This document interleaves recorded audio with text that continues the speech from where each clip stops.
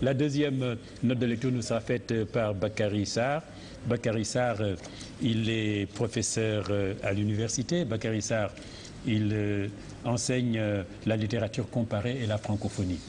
Là, vous venez nous parler du dernier recueil d'une jeune femme qui a écrit donc ce recueil de nouvelles. Et c'est une dame qui enseigne à l'université comme vous, mais ce n'est pas là la première chose qu'elle publie. Oui, et Adam Soye, l'auteur, n'est pas à son coup d'essai, puisqu'elle a déjà publié un recueil de nouvelles en 2009 qui s'appelle Jimolkao.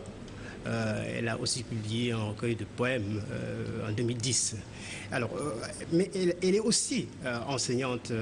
C'est quelqu'un qui est nourri aux sources de la littérature classique, littérature gréco-romaine, puisqu'elle est prof de lettres de littérature classique. Elle a fait une thèse aussi sur le grec. Mais également, elle est professeure de littérature africaine. Ce qui signifie donc qu'elle a une longue pratique des textes, des genres, ce qui certainement lui a ouvert la porte de la création de l'écriture. Oui. Et donc ce recueil de nouvelles vient d'une certaine manière suivre un petit peu le premier, mais conforter un petit peu l'auteur dans son écriture, dans son activité de création. Et il présente plusieurs entrées de lecture. Oui, alors c'est un recueil qui n'est pas 70 pages, et qui est mince, mais qui contient beaucoup de choses.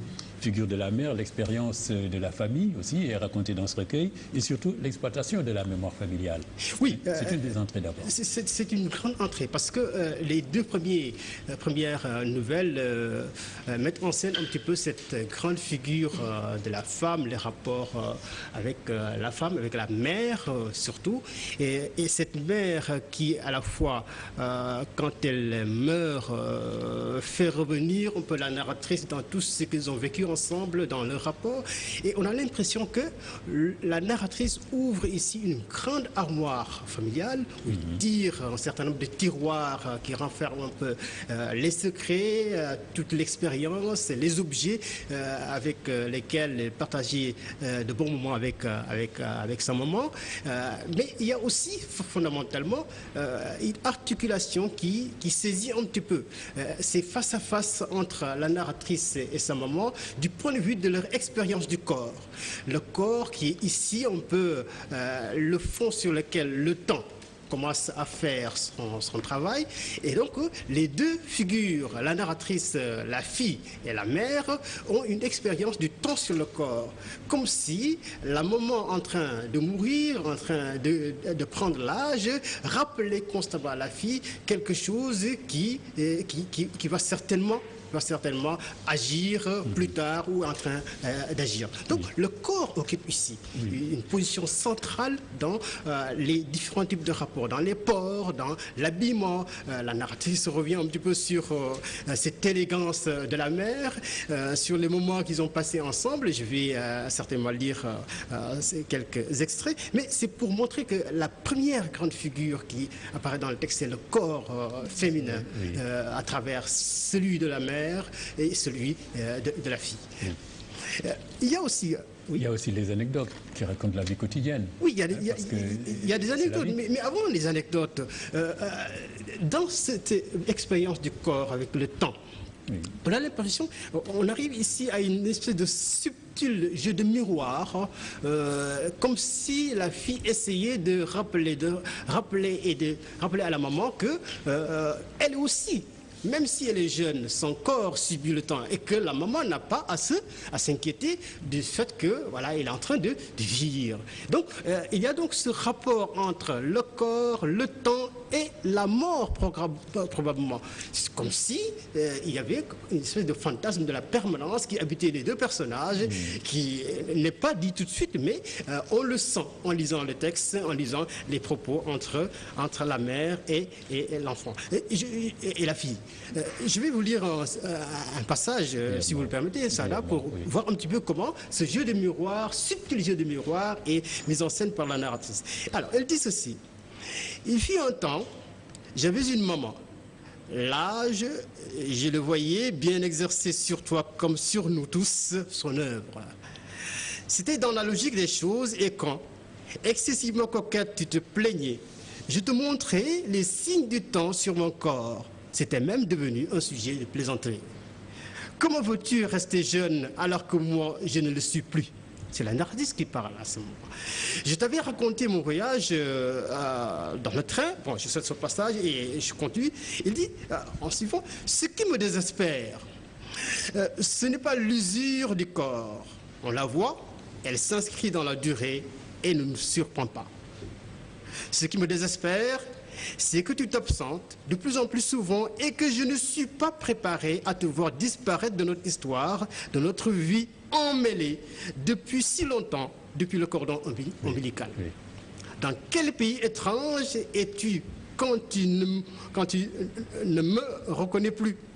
Je me console parfois en pensant que de ne pas se rendre compte que chaque jour efface des potentialités et amenuise les forces est une bénédiction. Subtile construction d'ailleurs, pour le dire au hasard, subtile construction syntaxique qui rappelle un petit peu la maîtrise de la langue par la narratrice. Et puis cette relation entre cette femme et sa mère, c'est un peu aussi... Elle raconte en même temps la saga d'une famille Peul. Mais oui, à travers la figure de la mère, on a une espèce de transfert également sur une représentation de la femme Peul. Et il y a un des textes, une des nouvelles qui revient très bien sur ça. La nouvelle s'appelle Le Roux. Le Roux, c'est un petit peu l'histoire d'un homme et d'une femme à travers un jeu. La scénographie de la nouvelle est assez bien faite, qui montre qu'une femme peut sauver un homme, une femme peut montrer sa dignité, son intelligence pour sauver son couple, sauver ses enfants, sauver sa vie. Et cette femme qui a réussi à sauver les biens familiales parce que l'homme est menacé. Il est menacé d'exécution parce qu'il a gagné le râtelet local dans un jeu de Wuré ou quelque chose comme ça. Et il menace de faire une razzia des biens la nuit. Et la femme a organisé un petit peu, s'est organisée de sorte que, avant que les razzieurs n'arrivent, elle est déjà partie avec les biens, avec les enfants pour se retrouver ses parents. Mais le roux sera déporté. Mais la femme aura sauvé naturellement son mari et ses biens. Et c'est un peu un hommage, une sorte de défense de la femme et de chant de la femme Peul, dans son intelligence, dans sa manière, n'est-ce pas, de vivre et de construire un petit peu cette figure féminine. Oui. Alors, on avance rapidement là parce que alors, je ne sais pas si c'est parce qu'elle est prof d'université, elle raconte, elle parle de l'actualité aussi, avec la mort d'étudiants comme Balla Gaye, Mamadou Diop, même Omar Diop Blondin. Hein? Mais je crois qu'elle est passée un petit peu par le pouvoir de suggestion, le pouvoir esthétique de la nouvelle. On va y revenir tout à l'heure, mais c'est pour montrer un petit peu la manière dont la narratrice, même si elle parle de sa famille d'une espèce avec des tons autobiographiques, s'inscrit également dans l'histoire. C'est-à-dire les poèmes, les nouvelles, les textes qui racontent un petit peu l'actualité, l'histoire en marche, fait revenir un petit peu des figures que l'histoire du Sénégal a connues, de Balla Gaye, l'étudiant Balla Gaye qui a été assassiné, Mamadou Diop tout récemment, et ces deux figures ont rappelé très vite à la narratrice l'expérience qu'il a vécue de l'assassinat de Omar Blondin Diop. Et tous ces figures donc reviennent un petit peu sur l'actualité et montrent un petit peu comment à la fois la narratrice s'inscrit dans l'histoire, met en scène les textes, les nouvelles, en les reliant un petit peu à la réalité historique. Et là, vous m'avez confié, Bakary Sarr, que vous êtes vraiment frappé par le pouvoir esthétique de la nouvelle. Mais, vous savez, parce que, tout simplement, la nouvelle est un genre qui est dans la famille des genres brèves, mais qui est tellement efficace pour dire la réalité, pour approcher la réalité, parce qu'on n'a pas beaucoup de temps, on n'a pas beaucoup d'espace. Il faut donc dire les choses, il faut dire la réalité de manière dense, structurée, et aller à l'essentiel. Et le mérite mérite de cette narratrice, de cet auteur, c'est de saisir la réalité, de savoir faire un petit peu que la manière dont raconter puisse dire l'essentiel sans bavardage, sans véritablement que la profusion, la complexité du réel vienne envahir un petit peu. Donc la fiction n'est pas ici dans une dépense gratuite, superflue. Elle sait mobiliser la fiction, elle sait mobiliser également l'imaginaire, mais pour s'occuper un petit peu de comprendre et de saisir toute la touffeur et la complexité du réel. Voilà. Merci Bakary Sarr d'être venu nous parler donc, nous faire un compte rendu de cette nouvelle, ce recueil de nouvelles de Adama Sow Dieye. Sari Nagara, nouvelle d'une autre vie. Nous passons à la dernière.